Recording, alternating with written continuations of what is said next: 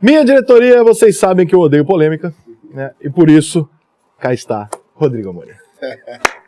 Tudo bem, capitão? Beleza, tudo ótimo. Você foi o mais votado do Rio, né? Você é toda... Mais votado do estado, 140.666. Eu não esqueço nunca o 666, é um número emblemático e tem que respeitar todos os eleitores, entendeu? O número do demônio. 140.666 votos. É gente pra cacete. É muita gente. Eu tava no Flamengo semana passada, e aí deu lá, Suderge informa, público presente, quase 70 mil pessoas.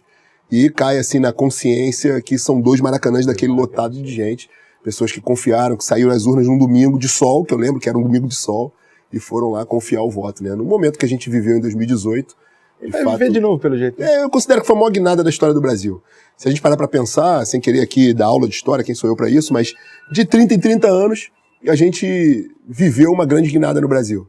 E não foi diferente, né? Da Constituição de 88 pra cá, que eu tenho minhas críticas à Constituição de 88. A gente viveu a cleptocracia de alguns governos, viveu o lulopetismo e cai em 2018 com essa guinada que a gente deu, com o Jair Bolsonaro sendo o grande protagonista desse processo de mudança, expressando a vontade da população. Aliás, todas as guinadas que o Brasil deu foi a expressão da vontade do povo. Foi em 2018, foi em 64, a expressão da vontade do povo de bem na rua e nas urnas. Eu tenho uma tradição de começar o programa falando de futebol. Qual que é teu time? Excelente, Flamengo. Tá feliz, né? Voltou a ganhar, né? Tá Não é nem tanto, né? No brasileiro não tá lá essas coisas não, mas... Relaxa, eu sou São Paulino, cara. Como a gente participa de muitos campeonatos ao mesmo tempo, a gente pode se dar o luxo de não estar tão bem em um, mas bem em outros, né? Foi pênalti no Atlético, não foi não? Não, não foi nada. Não foi nada. Porrada na Ademir. Foi sofrido, mas... Brincadeira, mas vem aí o Cebolinha agora, né? Aí fudeu. O time tá bem. Aí fudeu de E mais do que isso, né, cara? O Flamengo tem uma capacidade de se reinventar muito grande. E aquele negócio de virar o inferno no Maracanã foi verdade. Não, porra, foi bizarro. Eu já tive em situações no Maracanã ali, aquele Flamengo Independente, que dizem que foi um dos maiores públicos, né, do Maracanã mais novo. E, de fato, o que a gente viu ali naquele jogo, no último jogo, foi impressionante. O Gabigol acendeu a galera. Acendeu a galera e virou um cenário propício. Eu gosto. Igual a Bomboneira, cara. Eu gosto. O Maracanã virou a Bomboneira. Falar que é inferno remete à violência. Vai dormir, cara. Porra. Jogador matador faz assim com a arminha, já vem jornalista fala, não, isso aí remete. Vai se fuder, eu cresci brincando de comandos em ação, nunca matei ninguém, porra. Ô, Rodrigo, eu tô falando com você numa segunda-feira, e você, não sei porquê, tá sendo muito falado esse final de semana, porque você se arrumou numa confusão lá com o Freixo numa feira no sábado. Que porra que aconteceu? Cara, Praça Sans Pena, pra quem não é do Rio de Janeiro, a Tijuca é um bairro tradicional da zona norte do Rio. Uhum. Tem até um gentílico próprio, né? O tijucano, como eu, gosta de ser chamado de tijucano. Odeio o bairrense, odeio o pessoal da Barra. E sofro preconceito. Fato, até porque a Barra é da Tijuca, né? A Tijuca é um bairro... É um bairro pitoresco, emblemático no Rio de Janeiro. E é 300 metros da minha casa, cara. A Praça Sans Pena é 300 metros da minha casa, é o coração efervescente do bairro. Desde que eu era moleque, eu tenho 43 anos, tem uma feira de artesanato ali, tem um chafariz, que foi remodelado agora, enfim. E aí a gente tinha convenção, na verdade não foi nem a convenção, foi um encontro do PTB. Eu fiz a opção de ir para o PTB de Roberto Jefferson, de Daniel Silveira, meu amigo, meu irmão. E a gente foi para esse encontro. Que é outro também que não arruma polêmica nenhuma. Pessoa super tranquila. E na verdade, o São Cristóvão, que é o bairro Imperial, é próximo, é um bairro vizinho à Tijuca. E eu marquei como ponto de encontro pra gente ir para São Cristóvão a Praça Sans Pena. Fui pra praça. Quando eu chego na Praça Sans Pena, tem uma turma, uma meia dúzia de gatos pingados, todos ali travestidos de vermelho, aquele estereótipo que a gente conhece bem, né? Camisa do Che Guevara, pelo nas axilas, né? Enfim, aquela turma travestida ali de militante. Alguns velhos já, né? Porque uma turma que tá cansada, tá sempre ali. Entra eleição, sai eleição, são sempre os mesmos. Né? Professor sindicalista, mesmo estereótipo. Essa turma, assim que me viu, começou o xingamento. E não foi só comigo. Eu recebi apoio nas redes sociais de pessoas que também foram xingadas. Crianças que foram xingadas. Os caras não podem ofender numa boa. A minha família, a minha honra, a 300 metros da minha casa, sem eu ter feito absolutamente nada. Obviamente, xingando o presidente Bolsonaro também. Eles têm fobia do verde e amarelo, têm fobia do Bolsonaro. E começou o xingamento. O nosso grupo estava ali, concentrado. Eles começaram a circular pela Praça Sans Pena, a gente também estava ali, em um determinado momento a gente se encontrou. E aí, obviamente, teve xingamento para aqui, xingamento dali. Os caras começaram. E cantando música pra cá. E o mais impressionante é o seguinte, boa parte da população que ali estava, de diferentes perfis, desde o camelô que estava na feira, né, o ambulante, até as senhoras que fazem ginástica ali num programa que tem de ginástica do bairro, o pessoal que estava circulando na ida e vinda para o shopping, a Praça Santa Pena tem um comércio muito efervescente. Pessoas de diferentes idades, diferentes perfis socioeconômicos, todos repudiando a presença de Marcelo Freixo. Eu vi um vídeo de um pessoal xingando. Todo mundo xingando. Então, assim, feira, o grupo, né, que a gente estava também cantou, também xingou. Agora, não teve em nenhum momento nenhum contato físico, nenhum tipo de agressão. E mais do que isso, a Jandira falou que eu estava com marginais, com milicianos armados. Não tinha ninguém armado. Aliás, tinha a milícia do Marcelo Freixo, que ele sim é um miliciano. Tinha a milícia dele, de policiais clandestinos, que não são cedidos para ele, para o gabinete dele, estavam armados a serviço dele. Eu tenho uma pergunta muito clara. Quando você tem um exército armado a serviço do seu interesse particular e pessoal, o nome disso é milícia. Não tem outro nome que não seja milícia. Por conta disso, eu inclusive protocolei na Assembleia Legislativa um pedido para que se abra uma CPI para investigar essa milícia do Marcelo Freixo. Então, eles que nos acusam, na verdade, eles nos acusam do que verdadeiramente são. Eles sim são os milicianos. Ele sim, Marcelo Freixo, estava com homens armados na Praça Sans Pena. Nos acusaram de milicianos, de estarmos armados. A única arma que eu portava era a bandeira do Brasil, que eles também têm fobia. Ficou desesperado, igual o diabo fugindo da cruz, saiu correndo, uma juíza essa como semana um que falou, frouxo né? que é, e entrou no carro, porque tem frouxo até no nome, saiu correndo. Teve uma juíza que falou que a bandeira do Brasil é atrelada a um lado político. Caralho. É o ativismo judicial de querer ter a petulância, a ousadia de impedir manifestação, de você poder utilizar a bandeira do Brasil, ostentar a bandeira do Brasil. Vai chegar na Copa, nós vamos ter que torcer o quê de vermelho, porra? Pelo contrário, tem um projeto de lei na Assembleia Legislativa estimulando o uso da bandeira, obrigando que a bandeira esteja nas escolas, esteja nas repartições públicas. Enfim, então esse celeuma se criou. Não teve agressão nenhuma, então nenhuma é mentira agressão, que você absolutamente nenhuma agressão. Eles xingaram primeiro, não teve agressão nenhuma. Mas o Freixo também xingou? Não, o Freixo estava junto, ele estava muito cercado, né? Porque ele anda muito cercado. Ele é bonzinho, né? Dizem que ele é um cara muito educadinho. Não dá nem pra ver muito ele, porque ele fica muito cercado ao lado dos seguranças, né? Cria-se uma parede de seguranças dos capangas dele, a gente não consegue nem ter muito contato. Mas ele estava sendo ali repudiado pelo morador, pelo comerciante, pelo ambulante, para aquele cidadão de bem que anda pela Praça Sans Pena. E o nosso grupo se uniu ao povo do Rio de Janeiro, da Tijuca, e repudiou a presença do Marcelo Freixo. Simples. E aí ele se sentiu, viu que não tinha espaço ali para ele ficar. De fato, estava muito ruim o ambiente para ele. Ele não teve um seguidor, não ganhou um aperto de mão. Foi embora, frouxo que foi embora, entrou no carro e os seguranças ficaram. E o mais impressionante, um dos seguranças que ficou por ali sozinho, entrou num carro, e aí eu vou te dar o furo aqui, vai ser objeto de uma denúncia minha, essa semana, entrou num carro oficial, com chapa branca. Eu preciso descobrir de onde é esse carro oficial que estava fazendo campanha para o Marcelo Freixo, que foi a outra denúncia que eu fiz. Aquilo não é ato de pré-campanha. Aliás, não existe essa história de pré-campanha. Isso é meio babaquice, né? É só tolice, não existe ato de pré-campanha. Está fazendo campanha regra, né? Ostensiva. E aí eles tentam inventar uma história que estão fazendo divulgação das ações do mandato. Em primeiro lugar, que esse cara não tem nada para divulgar, né? A não ser foto ao lado de traficante. Eu não sei se você conhece essa foto, mas ele tem uma fotografia. Eu faço questão de o tempo inteiro compartilhar essa foto. Ao lado dos piores traficantes do Rio de Janeiro. Narcoterroristas. Esse cara rindo, abraçado com os traficantes. É um tapa na cara da sociedade. Ele ali rindo da nossa cara, do lado de traficante. Então, ele que gosta de estar ao lado de bandido, ele que é frouxo, ele que apoia a sexualidade para criança, ele que apoia a lascívia, o aborto, a droga, tudo que é ruim. Então, por conta disso que ele foi tão rechaçado na Tijuca. E aí foi embora, e esse policial que sobrou da escolta dele, né, dos capangas dele, ficou sozinho e entrou, tô te dizendo aqui, entrou numa viatura oficial com chapa branca, certamente, com combustível pago por nossos impostos, um policial que certamente clandestinamente fazendo serviço para ele. Que não pode? Não pode. Não pode fazer. Para um policial estar cedido para algum órgão... Ele tem que estar ameaçado, alguma coisa do tipo, tem que ter uma justificativa. E ele não tem, será, de ameaça? Ele faz um mimimi, né? Ele se cercou de uma pauta que ele fez há 200 anos atrás, da CPI das milícias. Uhum. de fato ele foi o precursor desse procedimento na Assembleia, e ele se vale desse ato dele e diz que é ameaçado até o presente momento, quando na verdade tinham outros deputados investigando a atuação das milícias, e nessa legislatura inclusive. Todos os deputados ali que fazem a pauta da segurança, inclusive eu, nós o tempo inteiro cobramos ações e operações contra as milícias, contra o crime organizado, contra o tráfico de drogas. Ele vestiu esse manto e diz que ele sofre ameaças e represálias.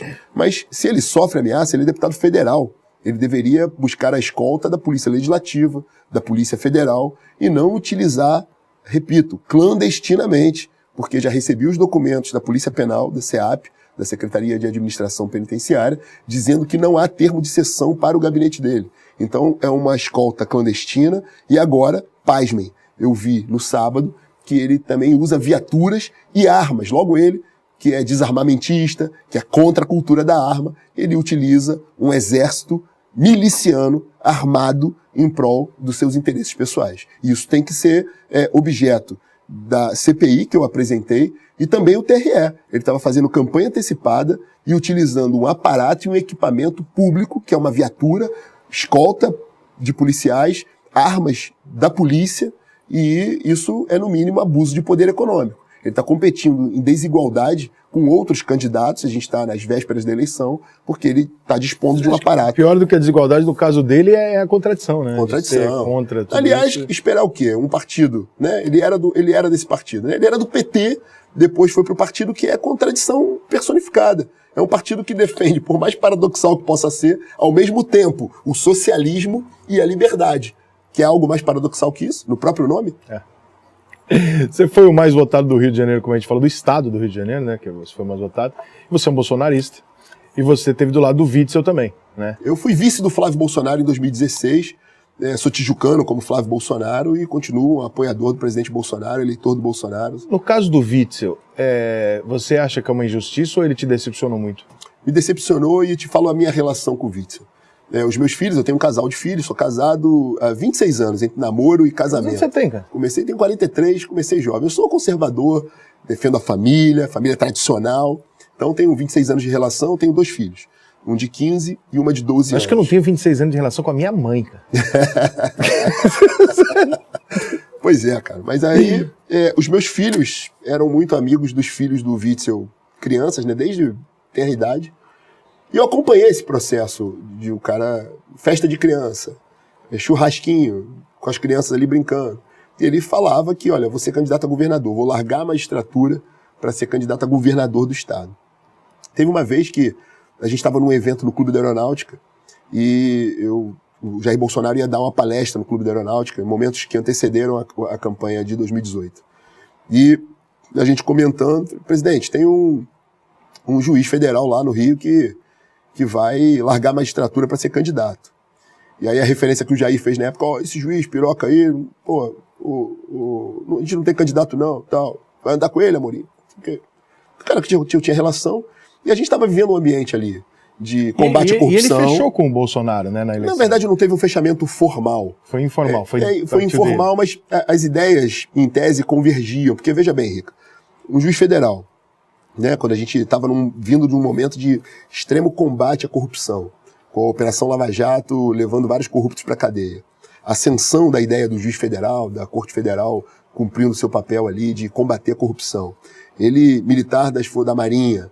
Então toda a ideia convergia com o que a gente estava vendo que aconteceria em 18 e que a maior expressão dessa vontade do povo era o presidente Bolsonaro.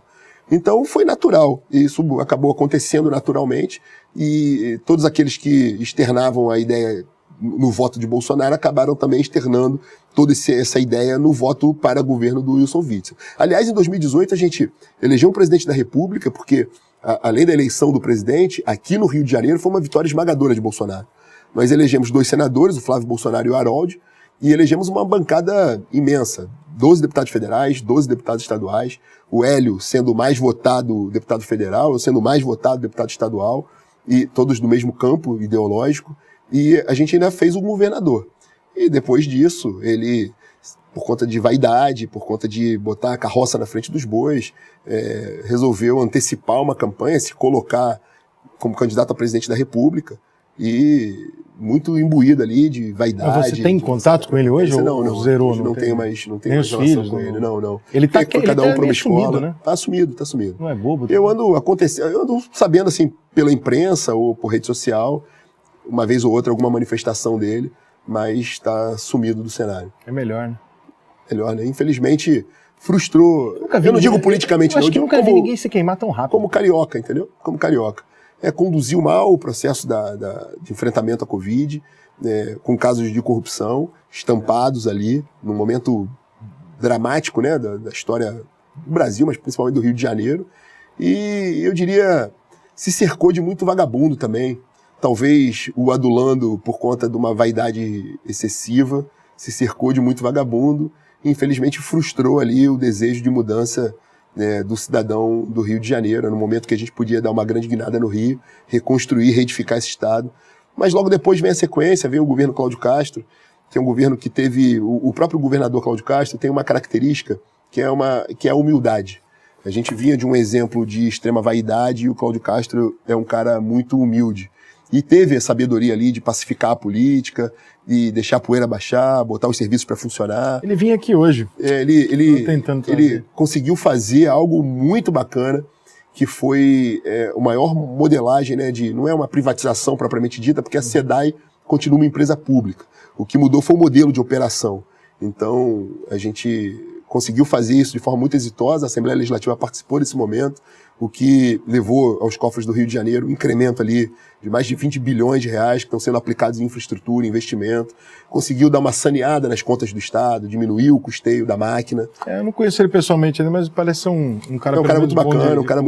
Eu tenho o maior orgulho de ser vice-líder do Cláudio Castro na Assembleia Legislativa e tenho convicção, tenho os meus votos definidos. Tenho convicção que a gente tem que continuar o processo de mudança. Lula e Cláudio Castro. Acabou de sair uma notícia aqui, eu queria que você comentasse. O Moraes acabou de proibir os bolsonaristas de ligar Lula ao PCC e ao caso Celso Daniel nas redes sociais. Qualquer postagem desse tipo vai ser deletada. Olha que loucura, cara. A gente está vivendo tempos muito difíceis nas redes sociais, que é uma ferramenta que a gente tem. A gente sabe que essa esquerda que nos acusam do que verdadeiramente são, já disse isso aqui, mas são os caras que propagam o ódio. E eles têm elementos muito fortes, ferramentas muito fortes a seu dispor. Dentre elas, a extrema imprensa, que está toda com ele. A narrativa que a imprensa faz é algo que chega a ser bizarro, assustador. Eu cito um exemplo aqui, me permito citar esse exemplo. Eu tive em Santa Teresa, num outro episódio polêmico. Eu fiz algumas indicações legislativas. As indicações legislativas são a arma que a gente tem, por força do regimento, de sugerir alguma coisa para o governo, né, para o Poder Executivo. O Poder Legislativo tem um papel de fiscalizar, mas também de fazer essa interação, né, essa diligência entre a vontade da população e o Poder Executivo. E isso é feito através das indicações legislativas. Eu fiz uma indicação legislativa para Santa Teresa, que é um bairro tradicional, histórico no Rio de Janeiro, boêmio, um bairro absolutamente turístico, lindo. Infelizmente, tem se tornado um bunker de uma minoria barulhenta da esquerda. Mas Santa Teresa é lugar de gente de bem, de pessoas boas, de comerciantes, de empreendedores que sofreram durante o período da pandemia com a queda do turismo, queda de arrecadação. E aí eu fiz uma indicação legislativa para que a gente levasse uma unidade de um programa do governo do Estado, assim como Segurança Presente, um programa bem sucedido que é o Bairro Seguro. Santa Teresa tem as características que contemplam a instalação e contemplaram a instalação dessa unidade ali. Ao mesmo tempo, também fiz uma indicação para que os carcarás do Recon, que é uma tropa especializada no Rio de Janeiro, também fizessem ali as suas rondas e, eventualmente, tivessem até uma base avançada em Santa Teresa. Agora, veja bem, como pode uma parcela da população repudiar a presença policial? Os comerciantes adoraram a ideia. O cidadão de bem de Santa Teresa adorou a ideia de ter mais polícia. Como qualquer pessoa de bem. Adora a ideia de ter polícia no seu bairro, na sua rua. É melhor, né? É melhor, né? Melhor polícia que o bandido. A não ser o Marcelo Freixo, que gosta de fotografar, né? Regozijando da nossa cara, rindo da nossa cara ao lado de traficante. Mas, quando cheguei para a inauguração, pro ato de inauguração, né? Tropa formada, hino nacional, bandeira do Brasil, tudo que essa turma da maconha, da esquerda, detesta. Cheguei num sábado pela manhã, e uma meia dúzia de gatos pingados de novo. Começaram a me xingar, me hostilizar, me chamar de miliciano. E, pasmem, a extrema imprensa, rede de televisão e jornal, disse que eu fui expulso de Santa Teresa. Quando, na verdade, esse pequeno imbróglio, se deu na minha chegada, não na minha saída. Então, assim, gente que repudia a polícia, gente que repudia a presença do Estado, a presença policial, a gente sabe onde quer chegar. E aí eu falo isso da polícia por conta... é muito controversa, cara. Você viver num país onde as pessoas têm e validados muitas vezes pela imprensa, né? Você ter repúdio da polícia, caralho, tem uma coisa muito errada aqui, porque a polícia tem que ser, tipo, uma coisa que a gente confia. Claro, tem muita merda na polícia, mas assim... Ninguém é cego quanto a isso, não. A polícia é a única coisa que ainda pode nos defender. Se a gente tiver repúdio da polícia... É uma das instituições que mais corta na própria carne. A atividade do policial no Rio de Janeiro, em especial, é muito extenuante, muito difícil. Tá maluco. Porque o cara tem que cuidar, desde uma pequena questão doméstica ali, um gato em cima da árvore, sim, até a repressão ao tráfico de drogas. Sobretudo no Rio de Janeiro, que a gente tem uma péssima ordenamento público, né? Talvez seja a pior gestão da história do Rio de Janeiro no que diz respeito à ordem pública. Um secretário incompetente, uma secretaria incompetente, uma guarda municipal que não tem o efetivo que deveria ter. Secretário do segurança, quem que é? É um secretário, não sei nem o nome do cara, mas é um delegado de polícia que fez um manifesto em favor dos militantes de Marielle Vive. Então é um cara que deve escrever ele não. Você com a Marielle tem uma cena, vou te falar. É um cara que deve escrever ele não, deve chamar o Bolsonaro de Bozo. É esse tipo de gente que está na Secretaria de Ordem Pública do Rio. Não vai dar certo. Não tem como dar certo. Como a gente cria um ambiente favorável aos negócios, favorável a que as pessoas se fixem aqui, que o empreendedor instale seu negócio no Rio de Janeiro, que pague imposto no Rio de Janeiro, quando a gente tem desordem. E aí é a narrativa que eles querem transmitir. Quando eu comecei o mandato na Assembleia Legislativa, eu fui com uma missão. Me orgulho de ser um dos caras mais produtivos, se não o mais produtivo da Assembleia. Tenho muitas leis aprovadas, fui no primeiro biênio presidente da Comissão de Orçamento, sou membro titular da CCJ, presidente da Comissão de Servidores Públicos, e iniciei o mandato com a ideia que, de um passo, eu tinha que aprovar leis, respeitando as pautas que me elegeram, sou extremamente fiel às pautas que me elegeram, apresentei lei para acabar com a política de cota única e exclusivamente em razão da cor da pele, e trazer de novo a educação moral e cívica para o ambiente escolar. Eu tinha aula disso aí. Eu também, o SPB Moral e Cívica. Isso fez bem para mim. Eu acho que era educação moral e cívica, isso aí. Agora, eu também fui com a ideia de revogar algumas leis inúteis e outras leis que atrapalham a vida do cidadão. Como, por exemplo, uma lei que impedia a autoridade policial fazer abordagem em motocicleta. A gente está vendo, quem anda no Rio de Janeiro, é possível que essa turma não ande no Rio de Janeiro. Eu ando no metrô, eu ando a pé na rua. A gente está numa calçada... Assim, eles não podiam parar Não podia abordar, porque era uma lei que era contra a cultura do reboque, dizendo que a polícia era corrupta. Há casos de corrupção numa blitz? Sim, pode haver. Mas que sejam punidos pela corregedoria, pelos órgãos de controle. Agora, impedir que a polícia faça abordagem em motocicleta, o que a gente está vendo... De um policial de bem, de fazer o trabalho dele direito... Não. O que a gente está vendo é moto sem placa, moto andando na contramão, moto andando na calçada, assalto invariavelmente sobre duas rodas. Evidentemente, a motocicleta é um meio de transporte. Tem muita gente que pratica esporte na moto, que trabalha na motocicleta. Agora, você impedir a operação policial é uma aberração. Mas a narrativa que passam é que eu era da máfia dos reboques, que eu queria atrapalhar a vida do motociclista. E a história do Gabriel Monteiro, então, te atinge? Qual? O Gabriel Monteiro, aquela fiscalização que ele fez ali, foi sobre um pátio da prefeitura, né? Não, porque você falou máfia do reboque, tinha alguma coisa a ver com isso, né? Dizem que... Você tinha? Não tinha relação nenhuma com ele, não. Ele atuou no âmbito municipal somente. O que eu fiz, a minha lei, era autorizando a autoridade policial a fazer a investida ali, a verificação no motociclista. Você gosta do Gabriel Monteiro? Fico feliz pelo seguinte, a Polícia Militar, o Detran e a Polícia Civil estão fazendo nesse exato momento operações em todo o Rio de Janeiro para coibir moto irregular, moto adulterada, moto sem placa. Você gosta do Gabriel Monteiro? Eu tenho uma boa relação com ele, fui no Maracanã com ele, inclusive. Porque você... Essa semana. Você tem algumas coisas parecidas com ele, né? De entrar no lugar que ele... Qual? Depende. De fiscalização? De querer entrar e mostrar o Sim. Tá Fiz muito isso, cara. Fiz muito isso. Que é uma coisa que ele ficou conhecido isso, né? e fez isso bem, assim, de ir nos lugares e... tem que separar as coisas, né? Ninguém é 100% bom nem 100% ruim. Se ele estiver fazendo... Tenho uma grande relação com ele, meu amigo. Eu espero também investigar, porque eu não sou desses caras que ficam determinando quem não gosto de botar pano quente em ninguém. Agora, tem que ser dado o direito à ampla defesa contraditória, como todo mundo. Exatamente. A gente não pode ser pautado... Eu tenho um irmão que é vereador no Rio de Janeiro, atualmente é secretário de Defesa do Consumidor, Rogério Amorim. Neurocirurgião, um cara muito bacana, assim, muito equilibrado. E ele, antes de assumir a Secretaria de Estado, ele estava no Conselho de Ética da Câmara e tinha uma relação muito boa com o Gabriel. O Gabriel é um cara meu amigo, foi na minha casa, a gente saiu junto, fomos pro Maracanã agora essa semana, ver a grande vitória do Flamengo, mais uma vez aqui dizendo. Ele já foi no meu aniversário, já me deu duas entrevistas. Eu também. Eu me dou super bem com ele. Agora, ele, o deputado Paul Bel, que tá sempre com ele lá, meu amigo também. Essas coisas que aparecem aí, assim, é o que eu sempre falo, a gente vive numa era onde a pessoa não pode se defender. Já há um julgamento anterior. Eu falo, cara, ele pode estar errado? Pode. Mas ele pode não estar. Então espera a coisa acontecer. Eu acredito numa narrativa. Assim, eu sou vítima disso o tempo inteiro, cara. E ele não é diferente, mais do que eu. É vítima de uma narrativa que tentam impor pra denegrir, pra ultrajar a imagem. A única coisa que realmente me incomoda é assim, poxa, bem na semana que ele faz lá e pega um negócio grandioso, o mundo cai em cima dele e fala, pô, é muito. Aí, meu irmão falou um negócio, né? Meu irmão falou um negócio que eu tava até conversando com o Gabriel esses dias. Os vereadores, principalmente os pissolentos, queriam, de forma radical, cortar a cabeça dele na Câmara do Rio. Né? No impeachment da Dilma, todo mundo chorava. Tinha que dar ampla defesa, era uma injustiça, mas quando é com os outros, eles querem cortar imediatamente, né? Decapitar. E o meu irmão falou um negócio certo. Eu não posso, primeiro que eu não assisto o Rede Globo, Fantástico muito menos.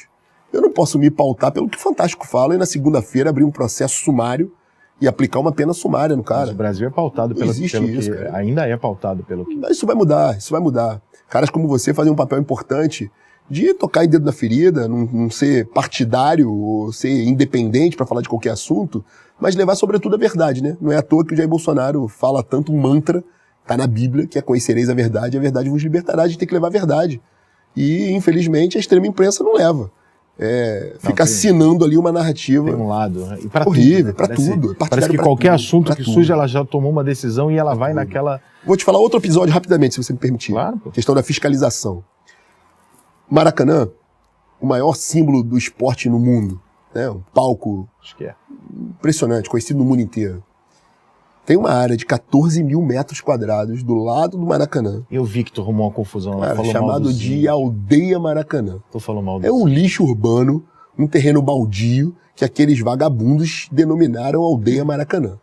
Tem meia dúzia de pessoas ali que devem ser descendentes de índios. O resto são estudantes lobotomizados da UERJ, que é em frente, filiados ao PSOL, que escreveram lá Universidade Indígena, ficam ali fumando maconha. Tem índio que acho que é norueguês, né? Porque é uma menina loura, de olho azul, travestida de índio. Deve ser índio da Noruega, talvez. Mas essa turma fica ali. Cercaram, agora eles estão murando. Agora eles muraram de alvenaria um território de 14 mil metros quadrados no coração do Rio de Janeiro. Talvez seja um dos pontos mais valorizados da cidade, porque é um eixo de ligação da Zona Norte com a Zona Sul, com a Barra da Tijuca, sem autorização. Tem um processo na Justiça Federal, já transitado em julgado, que a associação dos silvícolas lá, o advogado dos silvícolas, está procrastinando, né? Entra com embargo de declaração, mas já tem sentença determinando a retomada daquele espaço. Um espaço fundamental para o desenvolvimento da cidade. Ali você pode fazer um memorial da cultura, inclusive da própria cultura indígena. Pode explorar comercialmente, fazer estacionamento, fazer shopping, fazer o que quiser. Agora, dar aquilo que a Constituição fala, fim social à propriedade, aquilo é a propriedade do Estado. Aquilo não é a propriedade de meia dúzia de militantes, descendentes de índio, numa boa. Aí eu fui pra lá, sempre que eu vou pra lá eu sou hostilizado, recebo pedrada, me ameaçam com lança, com flecha, tacape, mentira, saco de cocô, me ameaçam com tudo, jogam um pó mágico lá. Com arco e flecha? Arco e flecha, ficam xingando cânticos silvícolas lá contra mim, jogando mandinga, sei lá que diabo é aquilo que eles fazem. Mas eu fui pra lá, e aí mais uma vez... O cara te ameaçou arco e flecha, cara. Assim, xingando, fazendo plano. É uma coisa de outro mundo, tacape. É uma coisa de outro planeta. Quem matou o Rodrigo Amorim? O Mogli. O Mogli. O menino lobo. No coração do Rio de Janeiro, do lado do Maracanã. E aí, o cara do Globo, né, veio me perguntar o que eu achava daquilo, que o senhor Marcelo Freixo disse que eu estava assassinando a cultura brasileira. Aí eu respondi pro Globo o seguinte: se o Marcelo Freixo gosta tanto de índio, vai morar na Bolívia, porque além de ser presidida por índio, ainda é comunista, então ele vai se sentir bem lá. Meu amigo, a Bolívia aprovou no Congresso Nacional Boliviano uma moção de repúdio contra mim, dizendo que eu sou persona não grata na Bolívia. Você imagina como eu fiquei arrasado. Puta que pariu, você não vai poder ir pra Bolívia. Na Bolívia. Eu quero que a Bolívia se exploda. Eu quero que a Bolívia se exploda. O tipo do destino que realmente... Junto com aqueles índios da aldeia Maracanã. Aqui eu faço um compromisso, ó. Eu não morro enquanto eu não tirar aqueles vagabundos daqueles indígenas dali. Mas férias na Bolívia... Ah, e outra coisa, ó, você não pode chamar índio de índio. Eu não sei como é que é, se é politicamente correto. E ontem já meteram uma pra mim lá que eu não posso chamar anão de anão. Não falei, chamar, eita. Índio de... Não, tem que chamar de indígena, não pode ser índio, né? Por que não é índio, caralho? Não pode. Você não pode usar a palavra denegrir. Não pode chamar índio de índio, ele não é índio, gente. Não pode, é indígena. Mas tem o dia do índio, mas não pode chamar de índio. Povo indígena. Não pode chamar um indivíduo de índio. É índio mesmo. Então, eu não morro enquanto não tirar aqueles vagabundos daqueles índios que não fazem nada pra ninguém. Aliás, aquilo virou um entreposto de venda de droga, virou uma estica do tráfico de uma favela em frente. Aquilo virou um entreposto de produto roubado, de comércio clandestino em dias de jogos no Maracanã. E eu não sabia que índio usava carro e usava estacionamento, porque eles também têm a opção de carro estacionado na área da aldeia lá, né? Da aldeia. Então, eu tenho relatos ali, ó, da Polícia Militar, do Corpo de Bombeiros, da Defesa Civil, da Assistência Social, da Secretaria de Saúde, condenando a ocupação daquela forma que está. Então, mais uma vez digo, a Bolívia que se exploda, mas eu não termino... Eu fiquei chateado por você perder a oportunidade de poder visitar. Realmente, se alguém falasse para mim que você não pode mais pisar na paradisíaca... no Equador, eu falo, puta que pariu. Eu, infelizmente, não posso. Se você me convidar para paradisíaca Bolívia, eu não vou poder ir. Eu ia falar pra gente marcar um negócio lá. Infelizmente não vai dar, cara. Bom, eu vou te mandar. Sei lá, depois dessa piada talvez eu também não vá. Você vai ser declarado persona não grata na Bolívia também, se prepare. Seria divertidíssimo isso. Aliás, a gente pode fazer uma incursão na aldeia Maracanã. Vai ser bacana. Você vai se sentir num filme de Hollywood, sendo atacado pelos tacapes e arco e flecha. Eu não tenho nada contra índio, não, mas porra, arco e flecha eu achei engraçado. Você tem uma passagem na tua vida muito polêmica, que é a quebra da placa da Marielle, né? Você estava com o Daniel Silveira no negócio, fizeram. E isso foi visto de várias maneiras. Por vocês, como, olha, a gente só estava restabelecendo a coisa que é dentro da regra, que é o nome da rua normal e tal, e evidentemente pelas pessoas que simpatizam ou que se solidarizam com a família da Marielle, falam, pô, acabou de morrer, tu vai quebrar a placa e tal. Você se arrepende do jeito que De forma nenhuma. De forma nenhuma. Nem por tudo que gerou de repercussão, de problema? Zero. É importante veículos aqui como o teu que a gente possa falar a verdade do que foi aquilo, né? Aquela placa, eu ando pelo centro da cidade desde moleque. Eu sou descendente de libaneses, comerciante da região do Saara. Minha mãe nasceu na Rua da Alfândega, então eu frequento o centro da cidade desde garoto. Família de comerciante no Saara, eu me formei em Direito, e aquele velho... Sou advogado militante, né, atuante, fui procurador do município de Niterói, e aquela lógica que na faculdade de Direito você é estagiário e circula ali nos fóruns e tudo mais. Então, assim, eu tenho vida no centro da cidade desde muito moleque. Conheço bem, modéstia à parte, o centro da cidade, os pontos históricos do Rio de Janeiro, brinco com a nossa turma, que eu teimo com eles, que eu gosto muito da cidade, conheço a cidade. E considero uma afronta você pegar o nome de um logradouro público, seja uma rua, uma praça, e a revelia da lei, da regra, mudar o nome. Os meus pais são falecidos, meu pai e minha mãe. O pai era um grande homem, minha mãe uma grande mulher, empreendedora, uma mulher, que essa turma gosta tanto de defender. Mas eu não posso mudar o nome de uma rua e botar lá o nome da minha mãe, porque eu acho que a minha mãe era uma grande mulher. Eu nem conhecia a Marielle logo começou a carreira, sabia que era uma companhia política, sabia que era uma vereadora, mas de fato não conhecia a trajetória dela na Câmara. Evidentemente que todos nós, qualquer pessoa de bem, fica consternada e sensibilizado com o que aconteceu. Claro, uma vida humana perdida, que na mesma noite que Marielle foi assassinada, do lado do motorista, que essa turma da militância durante um bom tempo esqueceu, que o motorista Anderson também foi assassinado, deixaram a família dele à deriva, como deixaram até o presente momento. Nessa mesma noite, Rica, num bairro da Zona Norte do Rio de Janeiro, um pai foi assassinado na frente de um filho de 6, 7 anos de idade, com um tiro na cabeça, numa tentativa de um roubo a um carro. Mataram o cara num latrocínio. E ninguém, a tal da indignação seletiva, ninguém pediu a averiguação do caso, a punição do assassino, ninguém se solidarizou com a família daquele cara que morreu na frente de um filho. Imagina como é que deve estar esse moleque hoje. É muito seletivo. Na mesma mesmo, noite, né? no mesmo momento. Você escolhe muito quem Marielle foi assassinada no Estácio, e esse cara foi assassinado no Meia. Ninguém falou nada. Mas eu dou esse exemplo para mostrar de fato a indignação seletiva, como funciona. Sim. A gente parece que escolhe né, vamos, não está errado, mas deveria ser para todos, né? Vamos focar aqui, e aqui nós vamos, o Amarildo, né? Foi um caso emblemático que a gente estava falando aqui agora há pouco. Parece que e vai se ignorando, aí acontece algumas outras coisas em volta parecidas, você fala, mas não acontece nada. Não acontece nada. E silêncio. Mas silêncio. Quê, indignação né? seletiva. Você tem que se indignar com o negócio da Marielle e com todos os outros. Eles seguem aquela cartilha, né? A cartilha gramscista, né? Da indignação seletiva, né? De se acharem detentores do monopólio da virtude, ou seja, se a pauta é boa, justifica qualquer ato. Inclusive, clandestinamente, arbitrariamente, depredar o patrimônio público, que é colar por cima de uma placa que custa dinheiro, fruto do nosso imposto. Eles foram lá e colaram por cima da placa original de um lugar fundamental para o turismo do Rio de Janeiro, a Praça Maria. Mas qual que era a ideia? Era homenagear ou era determinar que a rua vai se chamar Marielle a partir Acho que as duas coisas. Uma forma de nos impor a narrativa. Eu sou muito claro com isso.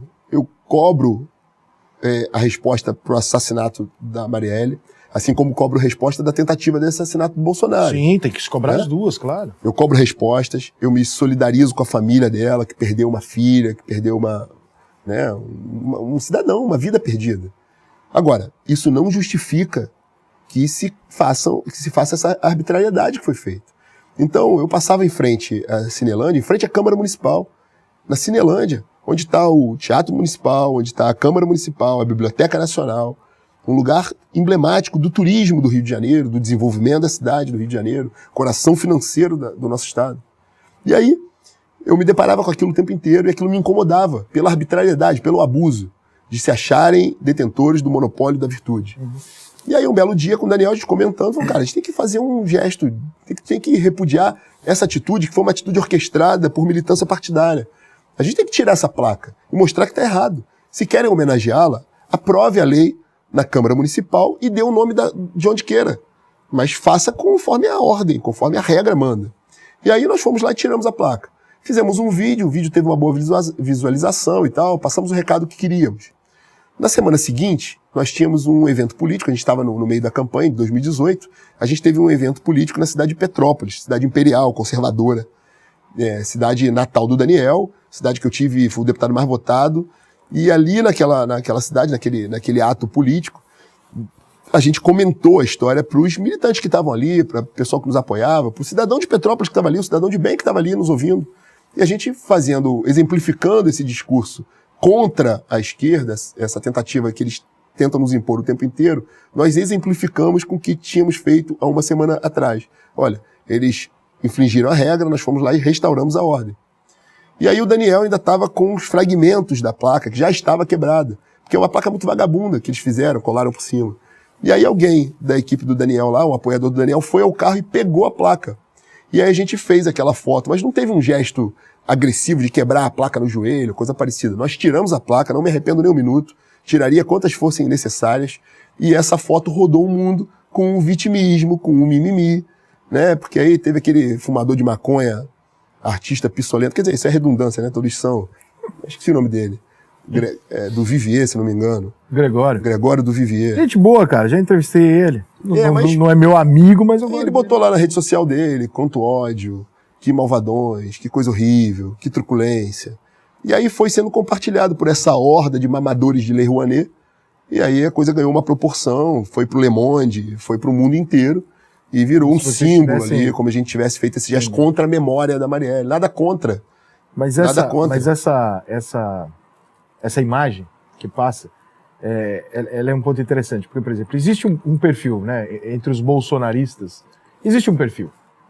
Não adianta a gente negar que é o cara que fala da ordem, do conservadorismo, da defesa da vida, da família tradicional, o cara mais, da livre iniciativa, da liberdade. Mas o perfil, assim, o cara gosta de arma, o cara né, há um perfil, né, entre os bolsonaristas. Você e o Daniel Silveira são amigos e tem um perfil semelhante nesse sentido e tal. E vocês acabam, representa a imagem do bolsonarista acaba sendo representada. É um estereótipo criado. Estereótipo criado pelo, como você está dizendo aqui, o estereótipo do psolista, são os estereótipos que vão ficando. Cheiro de enxofre, cabelo no sovaco. Entendeu? São camisa estereótipos. Vermelha do Che Guevara. São estereótipos que preguiça, vai se criando. Barba falta grande, de trabalho, falta de trabalho. E o bolsonarista já é mais cheiro aquele... de maconha. Caralho, mais ou menos esse tipo, né? aquele pit boy, né, do Bolsonaro. Essa imagem do bolsonarista, ela alimenta muito a crítica do pessoal do outro lado que fala assim, porra, são truculentos, são isso, são insensíveis, etc. Que é aquela coisa que se criou e que parte disso às vezes é até verdade. Isso atrapalha, ajuda, isso é uma estratégia ou simplesmente é realmente o perfil das pessoas e não tem nenhum tipo de orquestra, de direcionamento político para esse perfil dos apoiadores? Eu não creio no direcionamento político, é uma constatação, né? Óleo e água não se misturam. Na verdade, como você bem disse, a gente antecipou aqui, o pessoal que apoia Bolsonaro apoia os valores, não só a figura do presidente Bolsonaro, mas os valores que ele representa. E, de fato, é o maior representante, como eu falei inicialmente, uma guinada que nós demos mudando a história do Brasil. Uma guinada conservadora, liberal no campo econômico. Então você acaba criando um modelo ali, inclusive de vestimenta, né? A gente veste verde e amarelo, eles vestem vermelho. Esse tipo de coisa. É cultural. Então, mas eu acho que não tem um estereótipo criado com uma motivação exclusivamente política. Vamos nos vestir ou comportar dessa forma. Eu acho que é inerente o que a gente defende de fato. Acaba atraindo as mesmas coisas, gostando das mesmas coisas. Eu conheço o Jordi, né? Tô conhecendo você hoje. Conheço vários outros deputados. Mandar um abraço pro Jordi aí, que num episódio recente aí que o vereador lá de Niterói, travesti, entrou numa polêmica comigo, inventou que eu tinha mandado um e-mail dizendo que ia matá-lo, um e-mail que foi desbaratado, durou 6 horas essa invencionice que a Polícia Civil fez um laudo dizendo que era mentira. Olha, cuida, estou contando as balas para lhe assassinar. Coisa de pessoa. Eu não sei se é o efeito da droga, né, cara? Porque a droga no sistema nervoso central, ela com o tempo... Não, peraí, eu não tô sabendo. O cara disse que você mandou um e-mail avisando ele que você ia matar teve um episódio na Assembleia que nós estávamos discutindo a questão do passaporte vacinal. Aliás, um dos motivos que eu pretendo estar novamente na Assembleia Legislativa é porque a gente ficou 2 anos, ao invés de discutir coisas úteis. Claro que eu sei da gravidade da pandemia, do Covid, matou, inclusive deputados amigos, pessoas próximas, familiares, a gente sabe do que aconteceu. Mas a gente gastou 2 anos da vida discutindo lockdown, pandemia, vacinação, máscara, passaporte sanitário, por aí vai.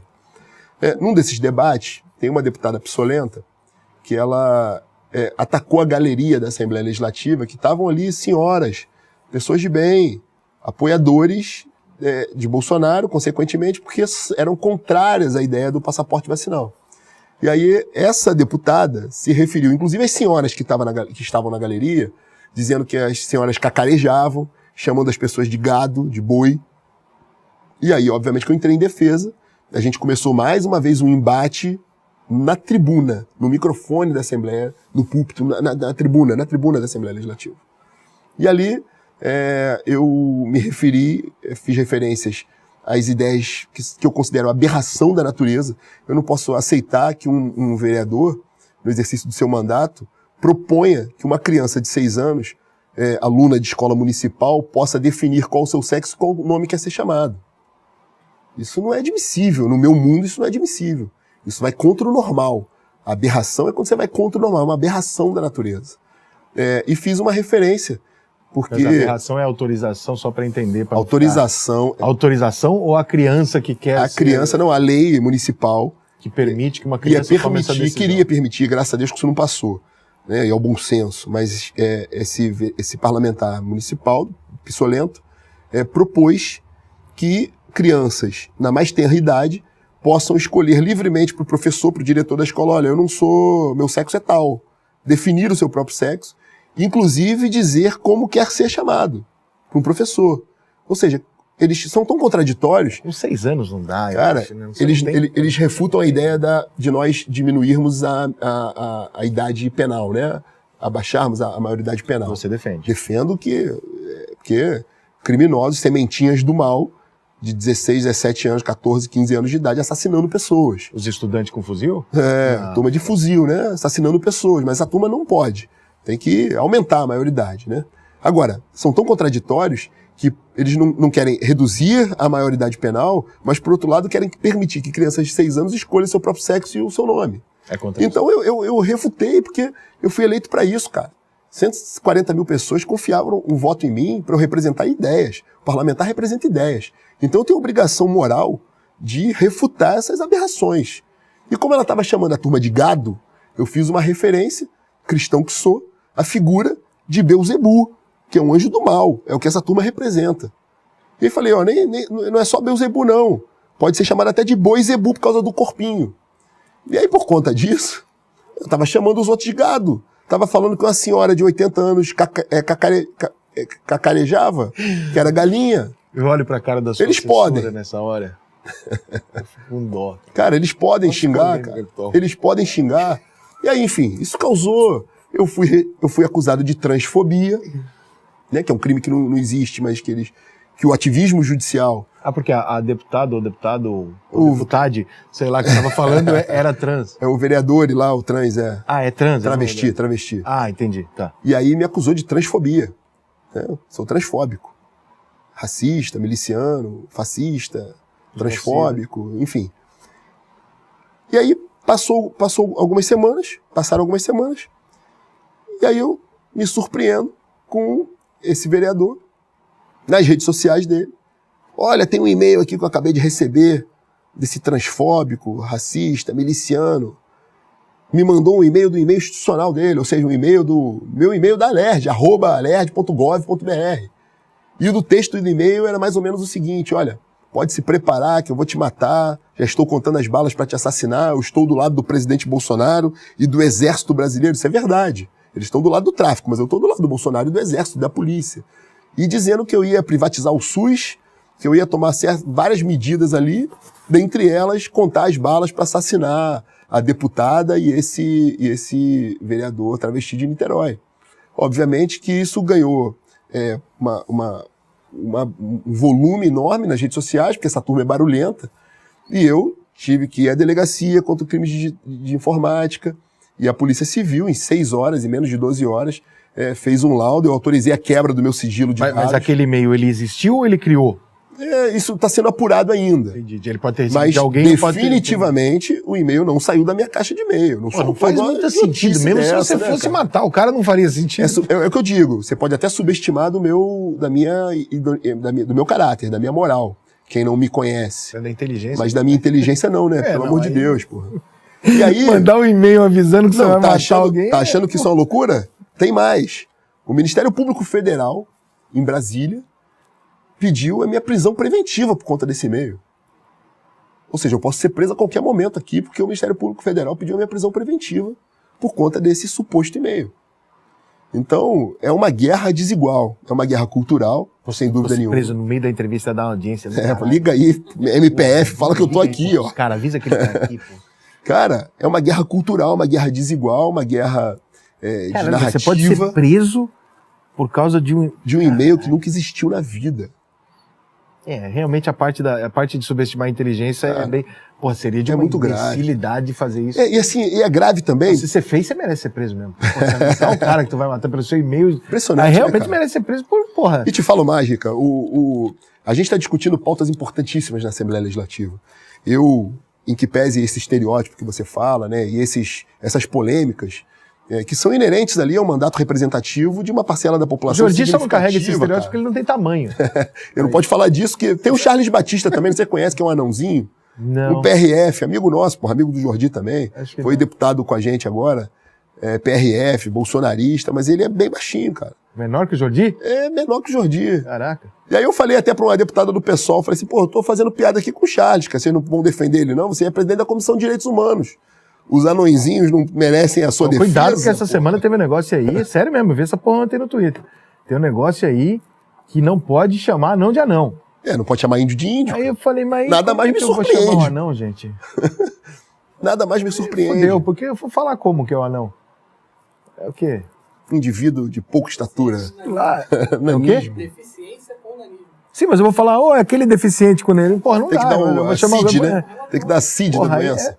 Mas é impressionante, porque assim, a gente falou de estereótipo, né, dos conservadores, mas, cara, eu me orgulho muito de ser um deputado muito atuante na Assembleia. Eu tenho o que entregar e fiz muito pelo mandato. Eu sou, por exemplo, nesse atual momento, eu sou o relator da CPI mais importante da Assembleia Legislativa, que é a CPI da dívida pública. O Rio de Janeiro tem quase 200 bi acumulado de dívida, principalmente com a União Federal, que é o maior credor, e a gente está apurando, tentando diminuir um pouco isso, rediscutir, aí obviamente que essa discussão envolve uma discussão clássica do Pacto Federativo e outras coisas mais, mas a gente tentando criar modelos ali para desburocratizar. Eu sou autor da lei que acaba com a substituição tributária, iniciamos pelo microcervejeiro e depois por outros produtos, que é uma covardia com o pequeno e médio produtor, o cara antecipar o pagamento do imposto. Então são questões fundamentais para um processo de reedificação do Rio de Janeiro, que muitas vezes são interrompidos na Assembleia, quando a gente está discutindo a tributação da água mineral no estado do Rio de Janeiro. Vem a deputada Pissolenta e fala, olha, sou uma mulher negra, favelada, aquela mimimi de sempre. E quando você rebate isso, é taxado de violência política. Como eu fui taxado nesse enfrentamento ao Freixo, na Praça Sans Pena, como eu sou taxado quando eu refuto as ideias podres do PSOL, é violência política. Agora, quando eles pegam jornalistas que recebem dinheiro público de partido político para os seus blogs independentes, quando a extrema imprensa recebe dinheiro público para anunciar para o governo, quando artistas que mamam na teta da Lei Rouanet recebem dinheiro público, fazem críticas à honra do presidente Bolsonaro, quando pedem a morte do presidente Bolsonaro, quando o presidente Bolsonaro estava em Juiz de Fora, quando ele toma uma facada, não é violência política. Eles podem fazer o que querem em nome da liberdade de expressão, mas não é violência política. Violência política é só quando nós, do campo conservador, refutamos essas ideias torpes, aí é violência política. Então, meu amigo, eu me orgulho de responder por muito processo de violência política, de ter mais de 25 processos pedindo a cassação do meu mandato, todos de autoria do PSOL. Então significa que eu estou no caminho certo. Qual que foi a tua primeira eleição? Foi essa? Foi essa. Foi eu disputei a eleição de vice-prefeito com o Flávio, né? Então você está muito atrelado ao Bolsonaro, evidentemente. Sem dúvida. Você tem medo de... Você não tem medo de, eventualmente, se o Bolsonaro perder a eleição e sumir, né? Sumir, que eu digo, midiaticamente ele vai ficar sem cargo e tal. Você, por tá muito atrelado a um político grande, pagar esse preço? Eu já estou pagando agora no mandato, com todas as prerrogativas que um parlamentar tem. É muito difícil, você é ameaçado constantemente, eu tenho muitas ameaças de morte, eu tenho processos covardes como esse que eu acabei de narrar agora, é o tempo inteiro. Agora, eu acredito na vitória do Bolsonaro e vou trabalhar muito para isso. Obviamente vai ser uma eleição difícil, vai ser uma eleição polarizada, árdua. É esquisita, não tá, não, e o que eu digo é o seguinte, essa turma saiu do armário, né? O barbudo de 9 dedos, o maior ladrão da história do Brasil, ele tá passando por bonzinho, né? Ninguém fala que o cara era um assaltante até ontem, estava preso. Caralho, porque, porra, não tem na rua, não tem, entendeu? Rica, eu vi um meme do Lula vestido de Chuck e o brinquedo assassino. Ele é o mal personificado, né, de santidade, com o PSOL fazendo papel de cortina de fumaça, com as pautas identitárias, para abrir o caminho para o PT tentar implementar a cleptocracia de novo. Eu tenho convicção absoluta da vitória de Bolsonaro. Eu tenho receio das urnas, dessas urnas que não são auditáveis. Você não confia? Eu não confio nas urnas. Agora eu tenho a mais absoluta convicção que a vontade popular é continuar o processo de mudança que o Bolsonaro começou em 2018. Agora, qualquer coisa pós o mandato do Bolsonaro será muito perigoso para todos nós que o apoiamos e exercemos um mandato político no Brasil hoje. Você acha que a gente pode ter... Porque assim, nós temos já um discurso que a gente percebe que muita gente desconfia da urna. E essa muita gente normalmente é pessoal do Bolsonaro, da turma do Bolsonaro.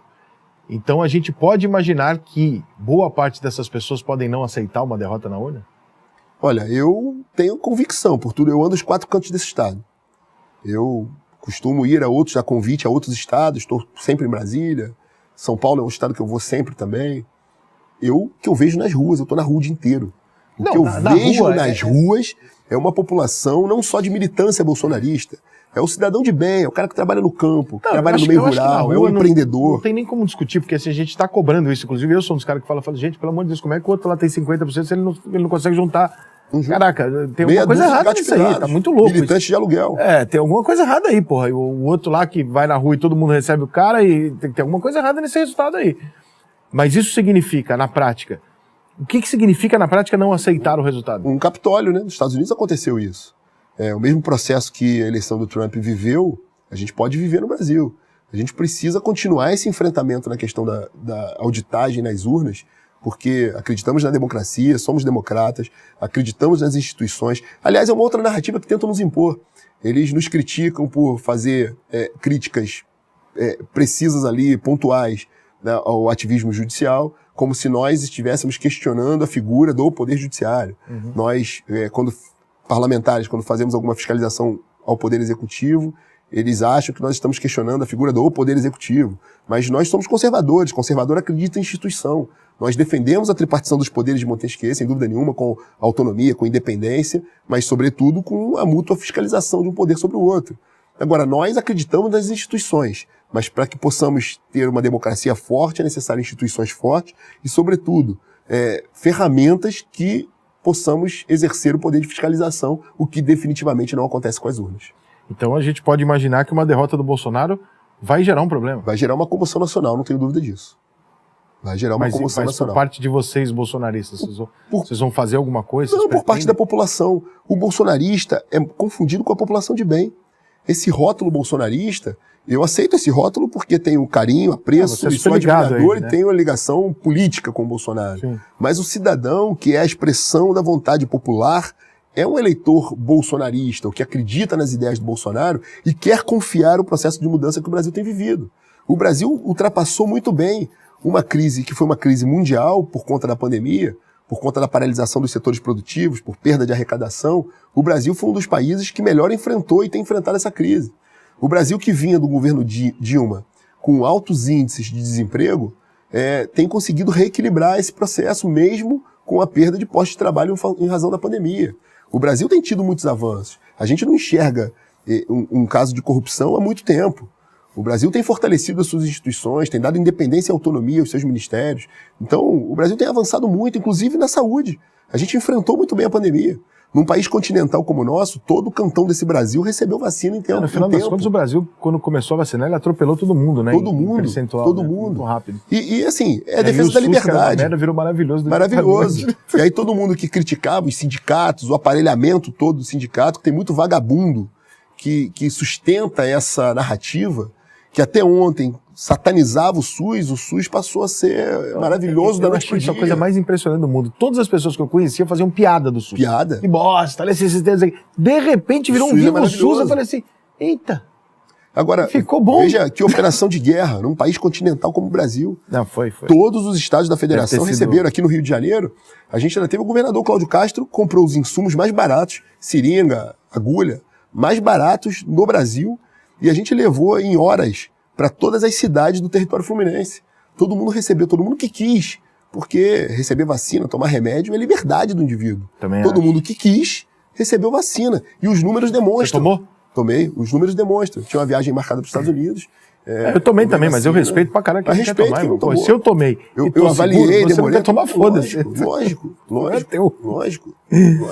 Você foi secretário de Direitos Humanos em Nilópolis? Fui secretário de Direitos Humanos. Que porra é essa, cara? Cara, mas é outra falácia.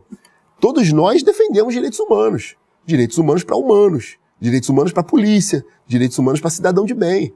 Não para vagabundo, como essa turma tenta defender o tempo inteiro. E foi uma experiência muito bacana. Porque a minha experiência que tive na Secretaria de Direitos Humanos, eu pude implementar o PROCON municipal, que é um aspecto fundamental, assim, quando a gente fala de município, da vida cotidiana da pessoa, né? Aquela pessoa que faz um carnê, compra numa loja de eletrodomésticos um produto financiado, às vezes não recebe, tem problemas com uma operadora de telefonia, com uma prestadora de uma concessionária de luz, por exemplo, e aí você acaba uma ferramenta constitucional, uma ferramenta que está na nossa normatização das nossas leis, das nossas regras, uma instituição importante que não tinha.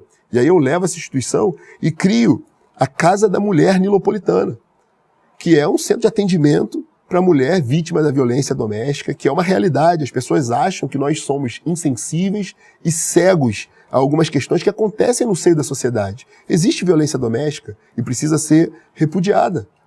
A mulher tem que ser amparada.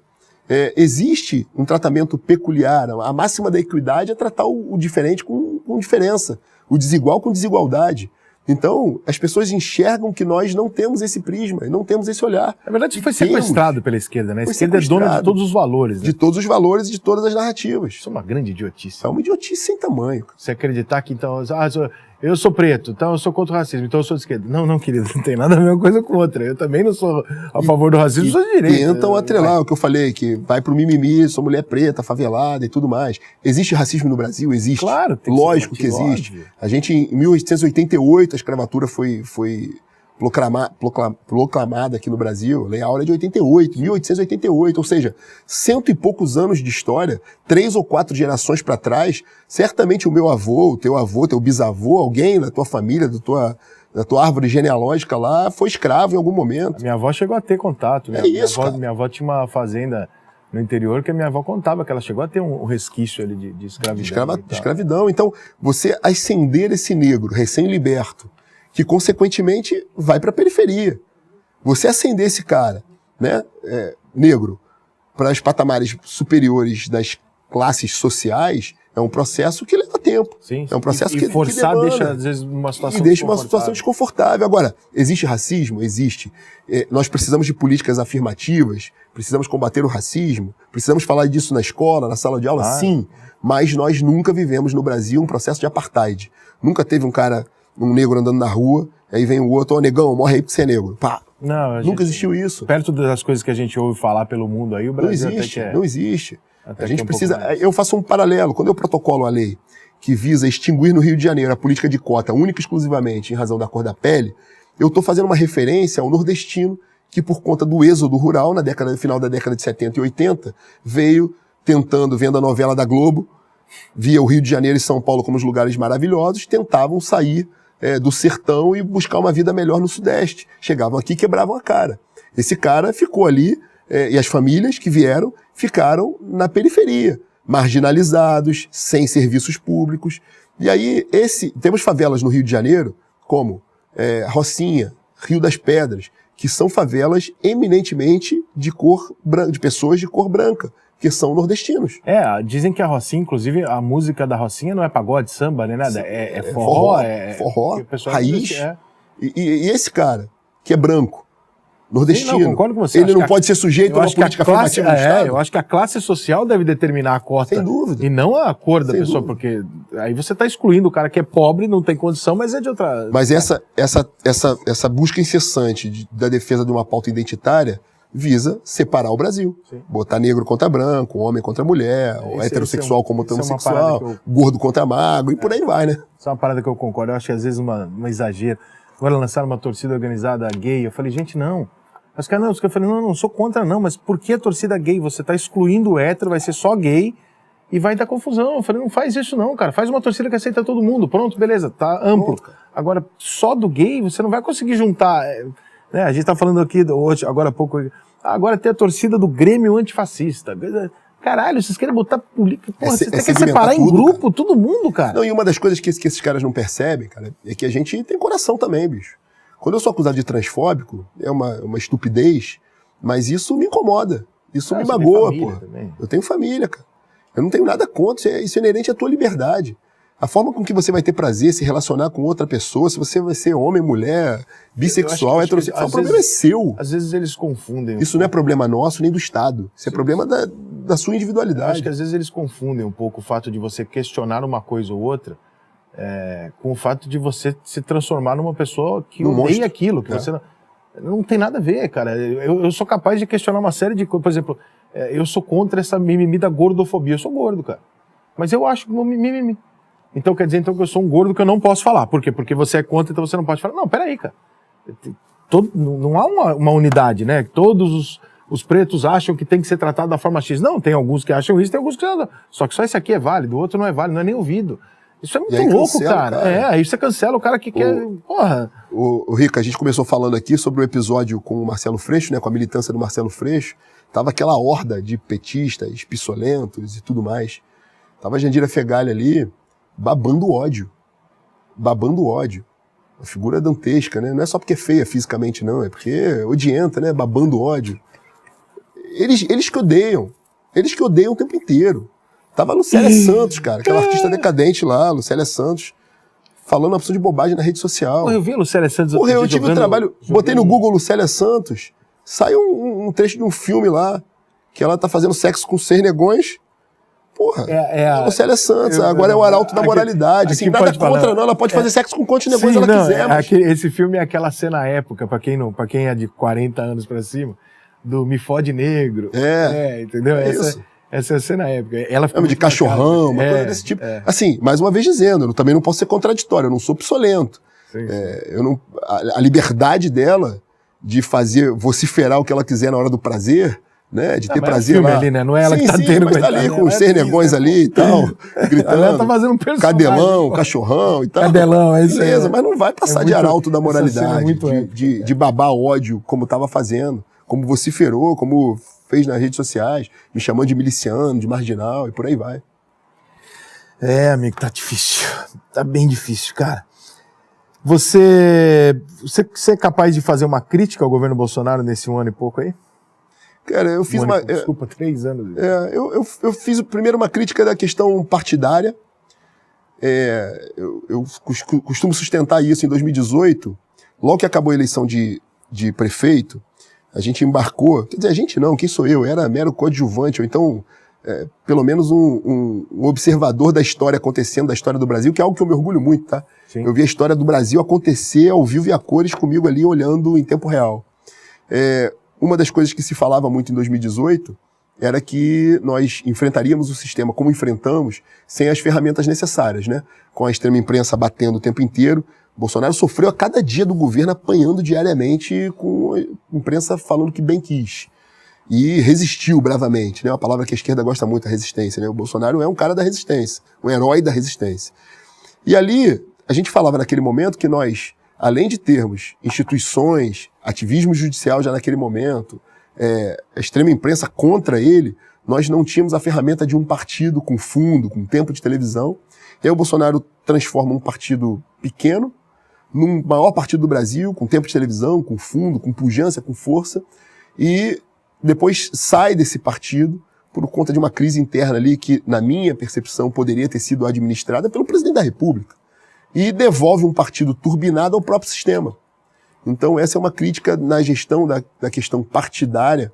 Eu acho que isso poderia ter sido feito de outra forma, de modo que ele tivesse mais autonomia e mais força. Ele criou uma ferramenta partidária. E deixou fora, esse é um argumento. Agora, no restante, óbvio, nós temos discernimento para criticar um gesto ou outro, mas eu sou entusiasta da forma que o Bolsonaro fez governo.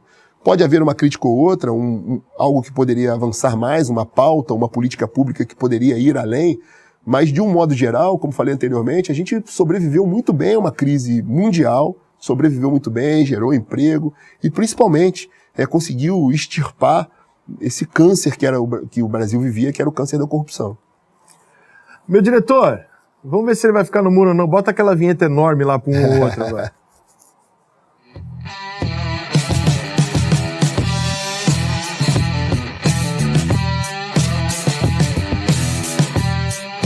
Grande, né? Eu não errei, eu fico puto. Bota aí, meu diretor.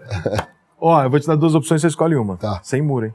Bora. Você prefere Cidade de Deus ou Tropa de Elite? Porra, Tropa de Elite, né, cara? Ver o Bop atuando. Tu gosta, né? Porra. Próximo. Globo ou SBT?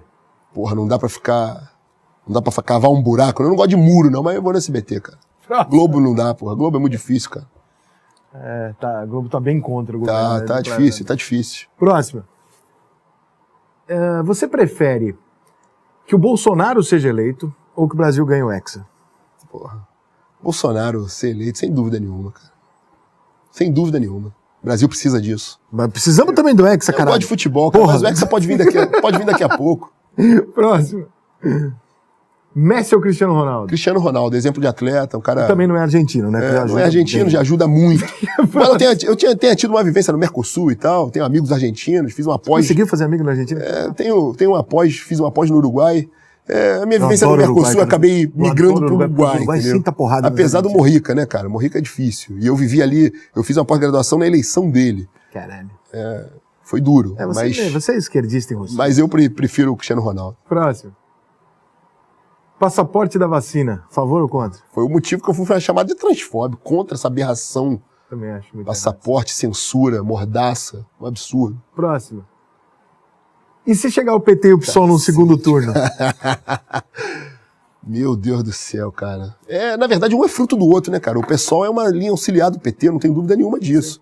Eu me permito até a discussão no campo econômico. Sentar e discutir economia, você quer um modelo mais estatizante, menos, um modelo de produção econômica, eu topo discutir com o esquerdista. Eu discordo de tudo deles, mas topo discutir. Agora o PSOL é só pauta identitária, os caras são contraditórios, covardes, incoerentes. Então, sim, eu faço essa resposta dizendo o seguinte, eu odeio o PSOL.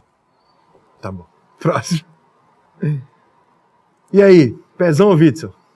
Cara, eu respeito muito o governador Pezão, cara. Um cara que tenho tido algum contato com ele na Assembleia Legislativa, às vezes a gente se cruza ali.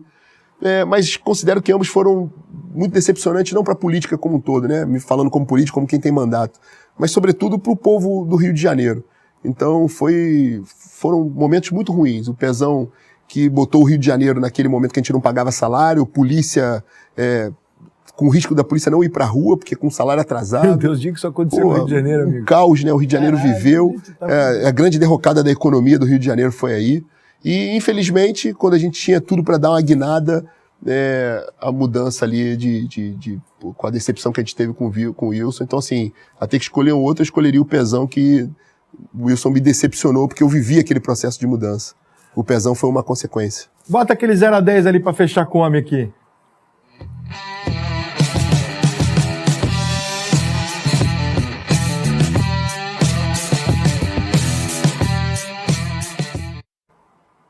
Vamos lá, meu diretor. Agora é só uma notinha de 0 a 10. Agora é moleza. Agora é moleza. Super tranquilo, sem polêmica. Alan dos Santos.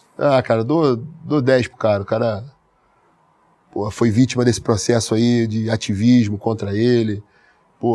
Criou um canal importante ali nesse processo de uma mídia independente.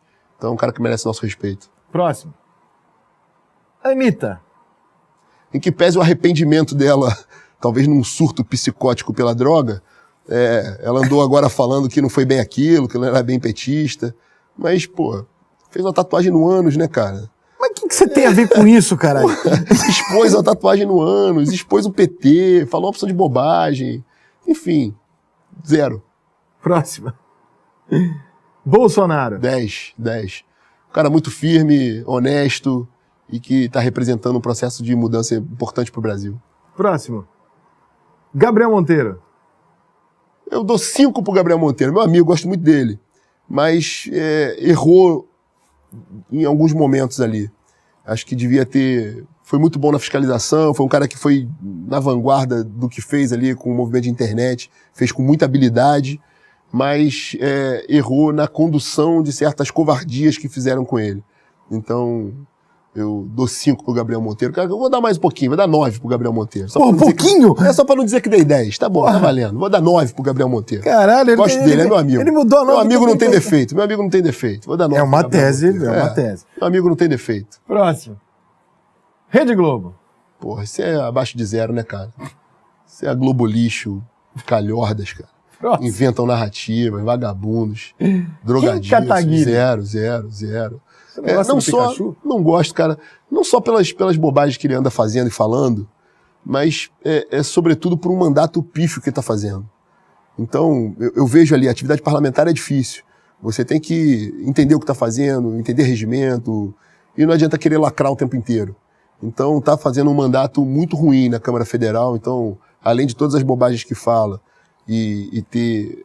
está fazendo um mandato muito ruim. Então, 0. Próximo. Nelson Piquet. Cara, eu dou 10 pra ele. Não só como piloto, eu admirava muito. Eu sou velho, né, cara? Eu via, Piquet, Nigel Mansell e tal, grandes corridas, um grande piloto. Com todo respeito a Ayrton Senna, aos demais pilotos brasileiros aí, mas um grande piloto. E é um cara que se posicionou politicamente. Eu acho isso importante. Ele arrumou um problemão semana passada. Arrumou, né? Que loucura. Arrumou. Mas é um cara que se posicionou. Na vida você tem que ter posição, cara. Quem fica no muro apanha dos dois lados, né? Isso é verdade. A última nota. O STF. Cara, Olha lá que... É aquilo que eu te falei, eu sou muito tranquilo com isso. Primeiro que sou advogado, operador do direito, e de forma muito clara. Conservador defende instituições. O STF é uma instituição fundamental para a nossa democracia, é a representação máxima do poder judiciário. Eu sou membro do poder legislativo, respeito os poderes. Agora, determinadas atuações de ministros do STF não podem macular a instituição. Então eu defendo a instituição STF, dou nota 10 para a instituição STF, mas infelizmente a atuação, por conta desse ativismo político de alguns ministros, tem abalado a reputação do STF, que eu defendo para que seja preservada. A instituição tem que ser preservada. Tá meio over, né? Tá. Exagerando. Rodrigo, obrigado pela tua Eu que te agradeço. Obrigado sou fã. Obrigado pela oportunidade, cara. Parabéns pelo que você faz pelo Brasil. Essa oportunidade de poder falar as coisas de forma aberta, sem censura. O pessoal fica bravo. Quando eu trago alguém de direita, o pessoal da esquerda fica puto. Se eu trago alguém de esquerda, mas faz parte. Vem cá, gente, eu tenho que ligar pra vocês pra perguntar aqui. Porque aí é foda. Faz parte. Mas você faz um papel indispensável. Um dia o pessoal vai entender. Que é só ouvir, irmão. Cara, a nossa geração é a geração que botava ali aquela palha de aço lá na antena da televisão. Pô, meia dúzia de canaizinhos pegou, batia na televisão porque ela trocava de cor, ficava chuviscado. Depois a nossa geração viveu a internet, mas eu fiz faculdade, cara. Me formei em 2000, eu fiz faculdade no papel ao maço e fazendo trabalho em biblioteca e livro. Então a gente viveu o boom da internet e, sobretudo, a gente está vivendo a democratização da informação. Então, um cara da nossa geração fazer isso com a maestria que você faz, popularizar a informação e fazer com a forma independente que você faz é fundamental para todos nós, mas principalmente para o legado que você vai deixar para o Brasil. Parabéns. Obrigado, querido. Valeu. Obrigado, viu? Obrigado, gente, irmão. Estúdio Center, obrigado pela estrutura. Este foi... e obrigado porque eu sei que você está concorrido pra caralho, ainda mais essa semana. Tem um agradecimento especial. Vambora, obrigado, meu. Por causa da polêmica com o Freixo, eu sei que você está concorrido, tá todo mundo querendo falar com você. E você ter vindo aqui, eu te agradeço. Eu que te agradeço. Sucesso pra você, tá, cara? Sorte lá. Que a gente consiga melhorar esse Rio de Janeiro, que eu já meio que desisti, mas... Vambora. Vai que, né? Vamos reedificar o Brasil e o Rio. Tomara. Deus, pátria, família e liberdade sempre. Like, se inscreva. Obrigado, Estúdio Center. Até a próxima. Valeu. Muito bom, cara.